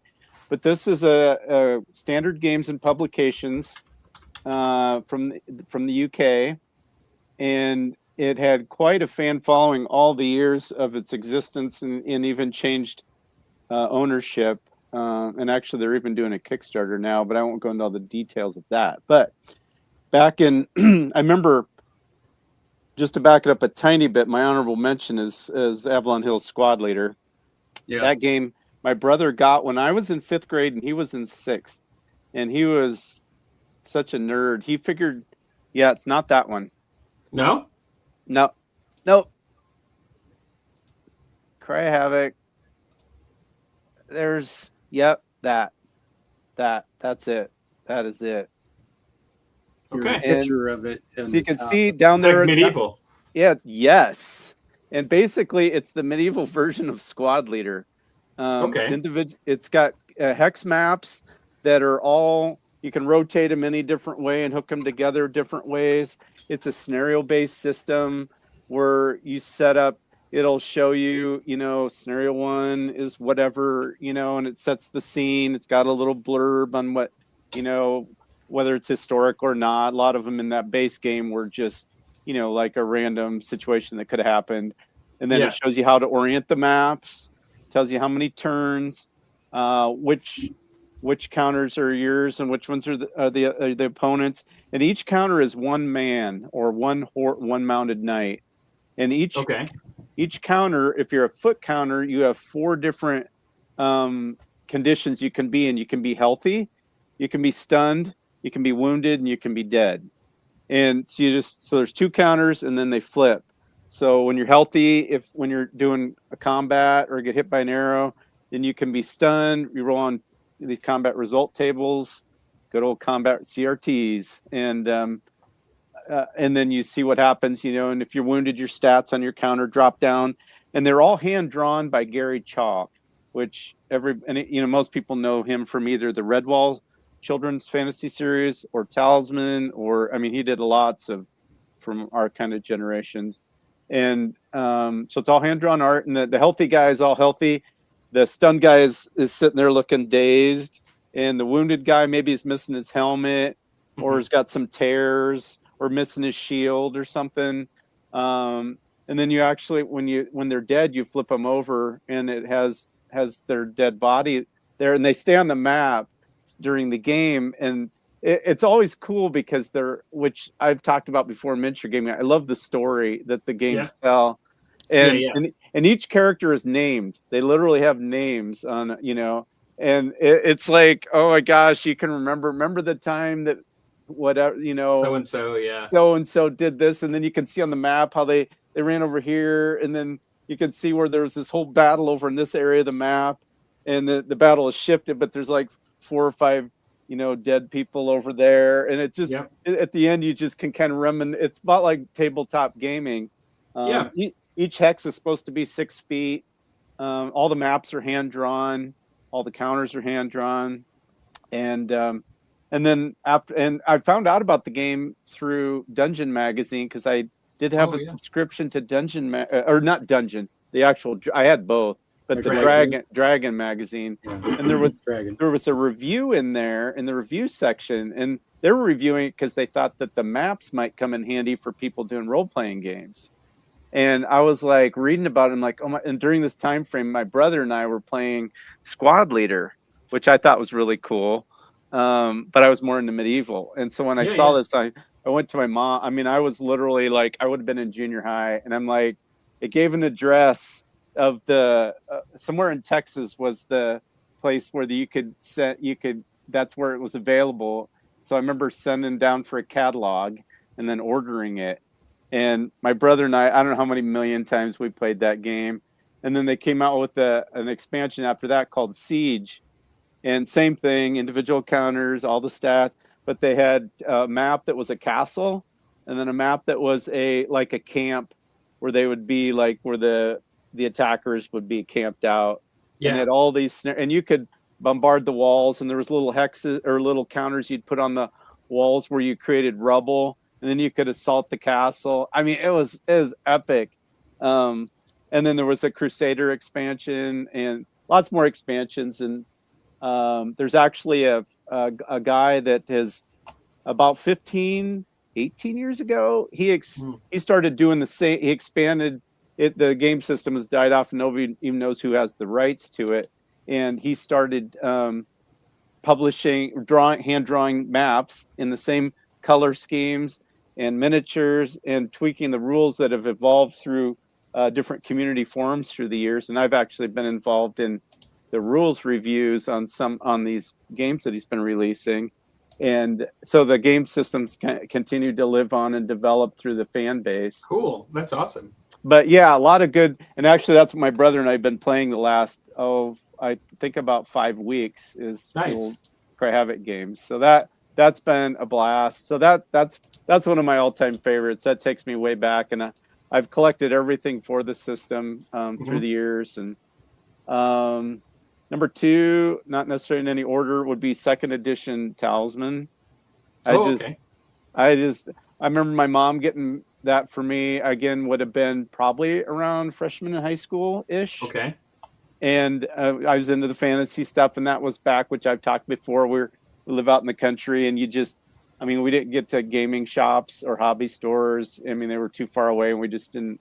So you'd find out about, and I don't know if we saw an advertisement like in the Dungeon magazine or somehow we saw about it, and she got it for me.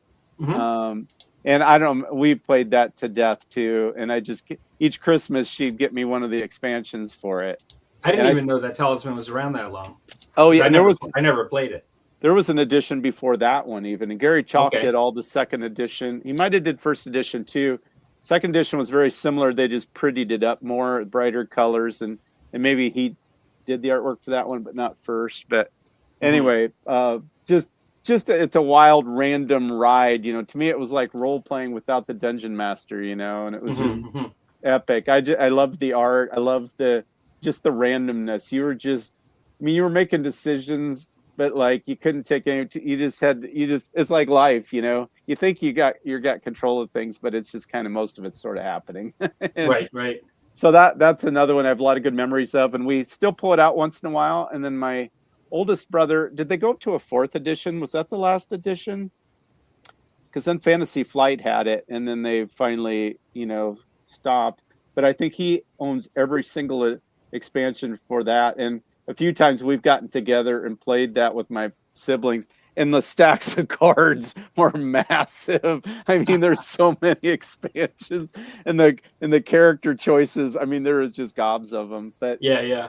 Same basic you have to game. Have a bin just to keep them all in. Yeah, he was just infatuated with it. So sometimes we'll play second. Sometimes I think it's 4th that he has. Nice. And then I guess I already threw in the honorable mention was Squad Leader. That was one of the first Avalon Hill games that's the first one that my brother actually bought. And the interesting side note, how we found out about Avalon Hill and about like adult board games, and not by what we think of as adult games now, but actual for adults to play. But was my mom had gotten my dad Outdoor Survival, which was an Avalon Hill survival game, and he wasn't into games and he never played it. But we found it as kids, and we're like, this is so cool, and we could barely figure the rules out, but we played it, and inside the box was the catalog. And we're looking through that, and we're like, "Oh my gosh, look at these! Oh my gosh, they have like war games and fantasy games like Wizard Quest and Magic Realm and I got Magic Realm Kingmaker." So do I. And I was just like, it just opened doors for us. And so that's like, well, I'm getting Squad Leader, and so it had an order form. You'd send in and wait for a report to come, and it did. So then that's how we kind of got introduced to things above Chutes and Ladders and Monopoly and Risk. Right. We were lucky enough. We had in town there was a KB Toys. So yeah, see, we had no clue. We didn't know what up from down on that. You just by luck of, and luckily our mom was so like she embraced all that. And so if she found out about it or knew we wanted it, she'd figure out how to get it. And she was amazing. And then my last one I'm going to go with is Flying Frog Games. I don't know if you're familiar with the company. I've talked about them before. Yeah, I've heard you talk about them. Yeah. But they have a bunch of games, and their games they're into theme. It's two brothers basically, and some of their friends that run this company, and they're out of somewhere up in the state of Washington. Okay. And what got me back into board gaming, because like Rusty, started out with board games with my family, kind of went to college and fell out of it and got busy, and then kind of got back back into messing around with having some free time and digging through some old board games. And my older brother never got out of gaming, and he's like, you got to check out Board Game Geek. And I'm like, what? Okay. Yeah. I'm like, wow, there's so much. We would have died if we could have had this, it's not just like, you're kidding. So I'm like watching all these videos and looking at all these reviews, and I saw A Touch of Evil, which is the game that's got me back into board gaming. It came out in 2009. I think I picked it up in like 13, 12, somewhere in there. It was the first, and I bought it used through a listing on Board Game Geek, because you can list games to sell. And I got it, and I'm like, this is so amazing. I don't know if you've ever seen Sleepy Hollow, the movie. Yeah. It's literally a takeoff on that, I think. And I know the story with the Ichabod Crane and all. Well, yeah, but you got to. The movie is kind of a twist on that. Okay. But the Touch of Evil, I love this, the artwork, the style, the feel, the theme. You can play it a hex solo. game? No. Okay. It's just moving your character around the board. Okay. It's in like locations, they call them.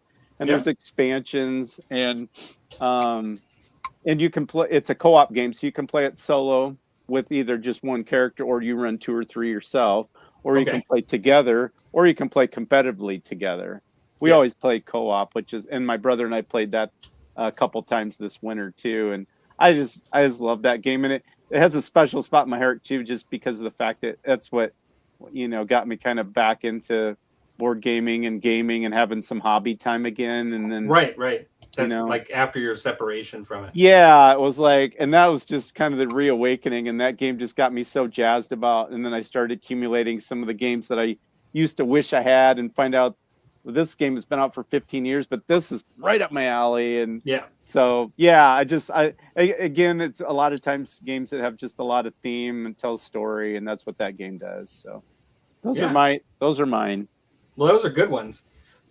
So surprisingly, I was brought up going this. to add one thing that an honorable mention here, because he played a lot of Squad Leader. I played so much Squad Leader. But I totally forgot it. Just dawned on me is that Starfleet Battles. Oh yeah, we played that too. Yeah. Ton of Starfleet Battles. I played a lot of that too. We played it at school. Reputation. It was like when we had a really or what the heck you call it, planning period. We're not a planning period, but study hall. We'd sit there for our hour study hall. We had Scott and Wayne and I and Jerry, the amigos. We had the same study hall together. And we'd sit down in the cafeteria and just play this every day. It's like, I thought you were gonna say detention. Was that enough time? I don't know what detention enough was. Time? Huh? Was it enough time? Well, you write down where the hex it's going to be and what you keep your sheet for the next day, and then just put it back in the box. Nice. And you just like crack it open. It's like, okay, put everything. And go, I'm here. You're here. You're here. Yeah, since there's not a ton of things on the board, you could do that. You just mark your boxes and that's on cool. your sheet. And, nice. That's cool. Yeah. Well, and I actually thought about getting into that one years later, just because it sounded very cool. It is cool. Yeah. And it just kept adding books upon books, the Captain's Log, and add another expansion to it. And we didn't do much of the expansions. We mostly just had the base game and loved it. Because you had the base game and then it had all the Captain's Log expansions, and pretty soon you'd had a binder that's just freaking thick. That's full of all the rules that go with it. And then you have a new nation would come out, and then you'd have all the books that go with that. And then you'd have to obviously get the counters that go with them, but obviously, it was fun. But anyway, I digress. Well, I actually suggested this topic just because I recently spent a fair bit of money on a board game. but I'm not really a board game person. Like overall, I've never played a hex encounter game. Ever played one. And I'm going to show something in a moment because I have one. But I have some games because I'm lazy. I have some games in the shrink wrap that I really want to play that I'm hoping someday I'll get to play. Like that I'll actually like take and really a lot of it's me. Like I just don't make time for it. I'm just doing other things.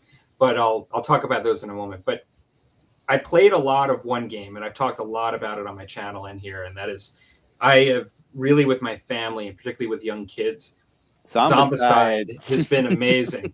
Like I love Zombicide. Like we played it for years, and when the kids were younger, particularly when you had kids of different ages, like one younger than the other, and like they just don't like losing or like they just have trouble with the competition. Yep. And stuff like the cooperative was just great as a family game. Yes. And my wife really likes it too. Like she really enjoys it. And we've just had so much fun with it. And so we've played Zombicide for years. We got all the expansions. We went all in kind of on it. Like we didn't do the original Kickstarter, but we did get all the boxes we could get retail. And we really enjoyed it. And you know, like to continue the Zombicide discussion, I would just say that like I got into Massive Darkness, which is also by the same company. And we kind of like we like that one, and we still have to play more of it. But we played a lot more of the original Zombicide than that one. Like we never got into it. I actually bought more of it. I got the full Kickstarter. Cool. But we like we kind of liked the Zombicide personally. The Black, and this is Black Plague, the fantasy version. We haven't played like the modern or anything. That was the one that we played, and then after that, last summer we picked up the Cthulhu game, Death May Die, and we haven't had a chance to play it yet, but we're going to play it this summer.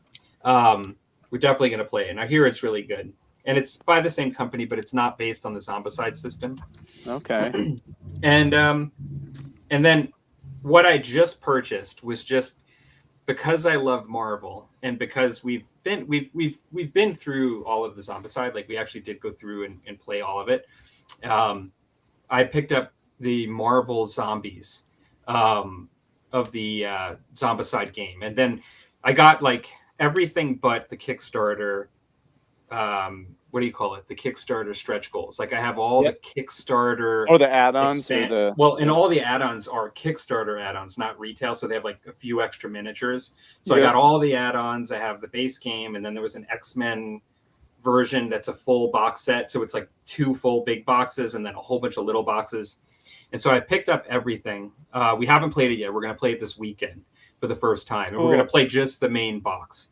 And it's different. Like this isn't really about talking about the game too much, but it's like, I guess with the Marvel one, the base box, you're actually the bad guys. Like there's another box where you're the good guys, but the base box, you're actually a superhero zombie, like trying to eat, like you're actually fighting the heroes and you're eating people.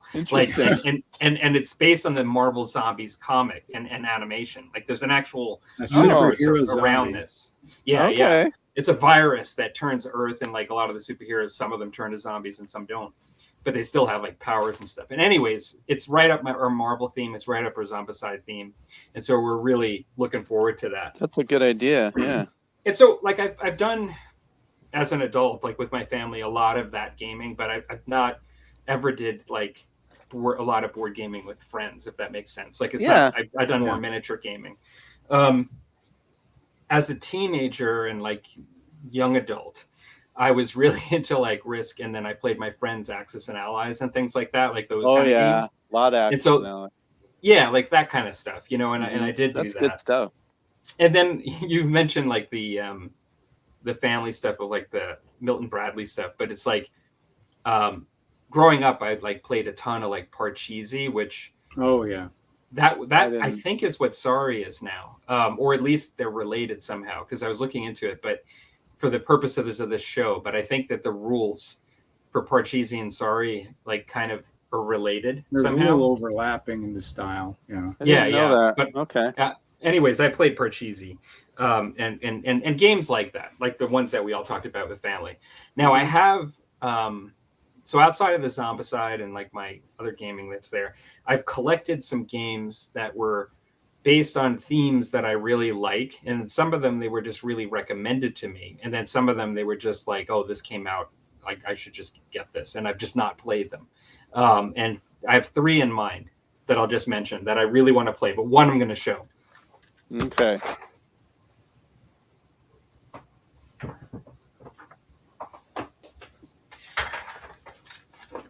On one of our shows, so Curtis, over at the GML Cove, you know Curtis, right? Who comes on the show at times. He recommended this game to me, and that's kind of why I bought it. But because I like French-Indian War, I did get a GMT game, and I've never played it yet. Wilderness War. Yeah, and I don't know if either of you have played it. I'm familiar with it, actually. I know it. Yeah. So I want to try this, and I'm thinking about setting up a table and just putting it out and just playing it, and just learning it. Who's the designer in that one? Where would it say? On the back, but it should be. be Time to tell you the designer. Production. Oh, game designer. So Volka Runke, Ruhnke. Do you? Yeah. Volko, Volko, Ruhnke. I don't know if you know who that is. Sounds familiar, but okay. I don't. That one I do not know. I've seen that game though. It's well respected. Yeah. Anyways, I got this, and this is going to be my foray to try a hex game. GMT has such nice components too. Yeah. That everybody spoke very highly. Gorgeous stuff. Yeah. I don't have any GMT stuff at all. Oh really? Oh yeah. My brother does. I don't have to buy him. He buys them. Anyways, only 2 other games is a lot of people spoke really highly of War of the Ring. Yeah. Yes. It's like a big box. Yeah. Yeah. And so I have that like kind of sealed. Like I've not played it yet. The goal is to play that. And then lastly, I have a small game, like just a little niche game. And I'll probably play this one first for that reason. But I have like this Jaws board game that came out recently in the last few years, like 6 years or so. Jaws? Yeah. Have you? And it's like some players play the characters in the movie, and then the other player plays the shark. Oh no way! Yeah, and it's just like I'm a big fan of the movie. I'm a kind of a movie guy, and the idea of it just sounded really fun. It was just a cheap little game, but I actually wanted to play that. So I've got those 3 things, all 3 things that I kind of have an interest in. But I'm overall not a huge board gaming person. I'm kind of I do the Zombicide, CMON thing, like some of those I really enjoy. Maybe I'll play more in the future, but I do want to branch out and play a couple of these things that I've never done, like the hex tiles. But for me, board games were always the stuff I did growing up when I was a kid, kind of. Yeah, no, that's fair. Anyways, there's a lot of comments here, but Wolfgang says that Ruhnke is a great designer. And so... Yeah, actually, now that I see it typed out, I do recognize that designer name. Rusty's holding something up here. Hang on. Oh yeah, nice. That's my brother has that one too. Yeah, it's a well respected series of. Yes. There's actually like 6 or 7 in this series of the different battles. I just had the big box one where they have the multiple 3 battles are in one box. It's a heavy box too. Yeah, it's very thick. My brother literally has that. He's like, we got to play this. I'm like, sure. Yeah, it's like they come out in separate boxes by themselves, and then they started putting them in one big box. Yep, that's So awesome. let's quickly go to our comments because this topic has generated some good comments, which I thought it would actually regarding. Oh yeah, sorry, Rusty. Let's see. Okay, so not my circus, not my monkey. I think that's to do with the soundboard. Yeah, it was. Yeah. There are board game versions of BattleTech. Rusty, have to play Succession Wars board game? I have not played the Succession Wars board game. No. Okay. Zombicide. I know that Warmut's huge into that for sure. Oh my God, I remember Cry Havoc, says Simon. Yeah. Very popular.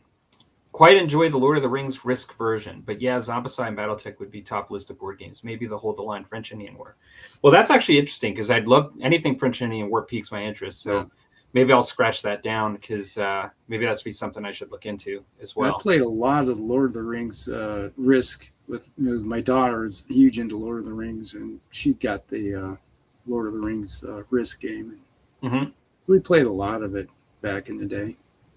I actually have the Lord of the Rings Risk game in the other room. Yeah. My wife bought it for me on sale one time. Nice. Squad Leader. Lots of Squad Leader. Panzer Leader was my first Hex game, says Chris. Yeah. That's 70s. I'm going to be that guy. Twilight Struggle. Oh, my God. Says Wolfgang. Oh, my God. Twilight Struggle? Oh, yeah. Oh, yeah. That wasn't that is like huge. Yes. That's my brother has huge. that too, but I've never played it. That's if you want to give up part of your life to play that one, that's huge. The Aegean Strike is another one that's the same way. Yeah. Chris says Titanicus and then Space Marine were my favorites as a kid.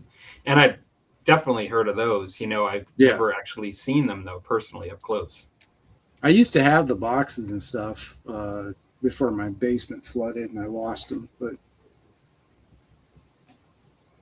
yeah, that's a disaster. all I have is the miniatures left from it. Chris says, I have to say Zombicide is still a favorite. They were really successful with that. Like, they're still making money on that mechanic and system. Like, they're still putting out games and variations, that leverage that. Yeah. Ormet says, I did go all in on a Zombicide Dead Man Tales R. So they do have a pirate one that just came out now. It's in Kickstarter right now. That's pretty cool. I have a friend that's picking that up. I'm actually picking up all the Marvel stuff I didn't get when it came out now. Well, that's better late than never. Yeah. Starfleet Battles. Oh, man. Starfleet Battles. Yeah. I have put on huge games Zombicide, says Chris. We'll be playing Star Wars Rebellion this next week. Best of 7 summer series versus the wife. That's Wolfgang. Awesome. So that's Star Wars Rebellion. That's a board game. It's not. Yes. Yeah. Okay. It's a skirmish game. Skirmish game. Cool. Yeah. Axis and Allies is a blast. I never owned it, but I kind of played my friend's version of it when I go over there, and it was a lot of fun. Yeah. I played it before, but I never bought anything up because when somebody else owns everything, you don't need. And my brother has it, so I have to buy it. And we get together and we each pick a nation, and we play the big full Campaign. Table version that's several maps, map boards. Yeah. If you ever want to play a huge ass map, it's the old was it GHQ? It was like the World at War series. Oh yeah, I've never played that. Each game was a separate campaign setting. So you had France, Norway, Germany, Africa, North Africa, Eastern Front, the Far East. You name it. It's like in Greece, and all these maps could interlink with each other. Oh cool. Wow! So if you had the space, you could lay them all out. That's epic. And they did eventually. I think they eventually had where you could play the entire campaign setting from the beginning of the war. Oh wow! And I think each hex was like 30 miles or 30 kilometers or something like that. So I just noticed that Jankmaster joined the chat. Oh yeah, welcome. Welcome, Jankmaster. Thanks for joining in. Let's see here. So we got Axis Analysis. Rebellion is fun. We talked about, he said, Runk, the French Indian War Games, a great designer. Rob says, does Hero Quest or Space Hulk count? Absolutely. Yeah. 100%. I actually never had a copy of Space Hulk, but I played the video game that was like based on the board game. Like you'd move it around just like a board game. Yeah. I would definitely get a copy under the right circumstances. I've just never picked one up. I think they've come out with 3 or 4 versions of it. Yeah, like, recently in the last 10 years, they had another version come out. Yeah. Yeah, most certainly count. I'm working on 1/18th scale Space Hulk for July for a con. All tile doors signed now, 3D printing. Oh, Nice. wow. That's cool. What are you not working on, Chris? Yeah, that's what I was going to say. That's kind of what I'm wondering. I'm wondering if Z-Siders who have Rum and Bones game will make custom Zombicide Dead Man's Tales games. Or make custom Survivor cards of the Rum and Bones characters. I don't know. I'm not familiar with Zombiciders who have the. Sorry, maybe it's just the spear, maybe it's getting late. Z-Siders, Zombiciders who have Rum and Bones game will make custom Zombicide Dead Man's Tales games. Like custom missions and things like that. Is that kind of what you mean?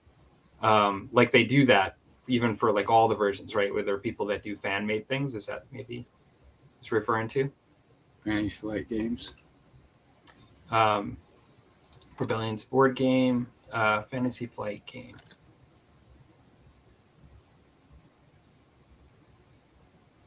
Okay. So yeah, Rebellion's Fantasy Flight. Okay. Well, I know Fantasy Flight has the license for the miniature stuff, and like I know a lot of the stuff I see that I don't play, like a lot of it has miniatures, and I just assume it's a miniatures game because I don't really like look into it. But I know like Star Wars Legions, like the miniatures game, right? Yeah. Which I don't have. But then like they've had a number of different Star Wars related products that have come through them, which I'm aware. I'm just not aware of all of them. Yeah. So many games, so little time. Yes. Particularly for lazy guys like myself that have games that I don't play. Yeah, wow. Yeah. Yeah, it's like if you're right now, I have for my Panzer series, I think there's one more board game I need to get of the series. Then I'll have all of them, I think. But, oh yeah, it's the North Africa section. But, Rob's saying Star Wars Zombicide for the win. Can you imagine? If they did that, people would go nuts. Oh man! Imagine you had like Jedi, and then they'd be like it could even be like the Clone Wars with like all the robots. Like instead of zombies, they'd be like robots, and then it'd be like the Jedi coming into somewhere and having to fight all those things. You have the robots that roll up and shoot. This is the prequels. Droidicas. Yeah, and then you have like the ones that walk around like during the Clone Wars. But you could easily do that. Yeah, that'd be Roger. Roger. Roger. They lost mini rights. Okay. Yeah, probably. Well, the question is, who lost the mini rights? Are we talking about Fantasy Flight Games? Fantasy Flight, I think. Right? Yeah. Well, isn't it Asmodee that has them? They gave them to Atomic Mass Games. That I can tell you. Atomic Mass Games is the one that supports the Star Wars games. It was Atomic Mass Games and Fantasy Flight were underneath Asmodee at one point, and then Atomic Mass Games, they were all about the Marvel Crisis Protocol, but then they got all those under their wing. But that's my understanding. Could be, yeah. Yeah. Anyways, I loved the Star Wars games under Fantasy Flight were epic. Yeah, I know they had a huge following. Yeah, well, huge. X-Wing and Armada were amazing. But anyways, well, folks, we are at little after 10, which is right around our closing time, I think. Shutter down time. We hit the 2-hour mark. 2 hours and 3 minutes and 46 seconds. Yep. Nice. Thanks everybody for stopping by. And we will have probably a couple more episodes of the regular season before we go into summer mode. Yep, summer mode once a month be coming up, but then we'll be going to our 10th season next year, which will be really cool. 10 years. 10-year anniversary of it. Hard to believe. We're going to have to do something wild and crazy. Just a bunch of... It'll have to be before it gets too late where we got to be in bed. Looks like we just got a couple comments rolling in now, but... that's filling. Yeah. Tastes great, less filling. Tastes great. Oh God, that brings back Those are good memories. ones. Those That's are right. good ones. Good ones. Good ones. Oh, good grief. Quit playing with the monkey. Anyways. It's my monkey. Shock the monkey.